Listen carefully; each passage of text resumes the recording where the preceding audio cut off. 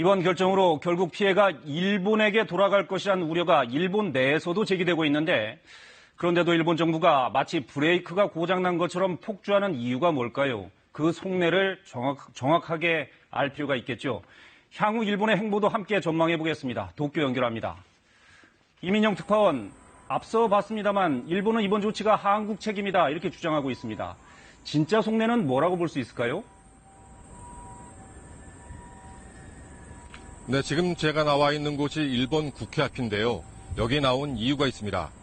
질문하신 내용의 답이 이곳에 있을 수 있기 때문입니다. 바로 개헌입니다. 아베 총리의 어제 발언을 찬찬히 들여다볼 필요가 있는데요. 엄중함이 증가하는 국제정세 안에서 국익을 지켜나가 헌법 개정 등 곤란한 문제를 한몸이 돼 다뤄가고 싶다. 개헌과 직접적인 관련이 없는 한일 관계를 국제정세라는 말로 포장하고 여기다 국익을 끌어들여 개헌 추진의 동력으로 삼은 것이라는 분석이 가능합니다. 일본 정부가 미국의 중재안까지 거부했는데 그동안 일본이 미국에는 노라고 말하지 못했던 점을 감안하면 이례적입니다. 어떻게 봐야 될까요? 네, 이 또한 개헌과 무관하지 않다고 봐야 할 것 같습니다. 미국의 중재를 선뜻 받아들여서 한국과 협상 테이블에 마주 앉을 경우에 자신의 지지층인 우익 세력이 이탈하고 또 참의원 선거를 통해 겨우 살린 개헌의 불씨가 사그러들 우려가 있다는 판단이 작용했을 겁니다. 그러니까 개헌이 아베 총리의 목표지만 지금은 통치 수단으로 이용되는 형국이고요. 악화된 한일 관계를 동력으로 삼아서 전국을 끌고 가겠다. 이런 속셈으로 볼 수 있겠습니다. 네.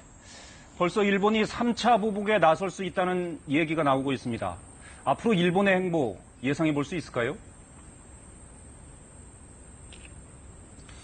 네, 송금 제한이나 비자 제한과 같은 추가 조치 가능성이 거론되기도 하는데요. 일본은 당분간 한국의 대응을 지켜볼 겁니다. 우선 한일 군사정보보호협정 지소미아에 대한 한국의 움직임에 대해서 촉각을 곤두세울 겁니다. 그리고 속으로는 이번 조치에 따른 피해가 일본 기업들에게 돌아오지 않을까 하는 우려도 상당히 하고 있을 겁니다. 실제 일본 언론에서는 수출길이 막힌 기업이 해외로 이전할 수도 있다고 우려하고 있습니다. 결국 일본 정부는 한국의 대응과 일본 기업의 피해, 그리고 미국의 입장 등을 보면서 향후 행보를 정할 걸로 보입니다.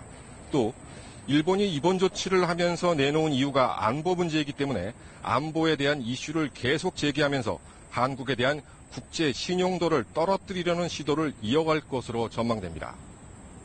네, 알겠습니다. 도쿄에서 이민영 특파원이 전해드렸습니다.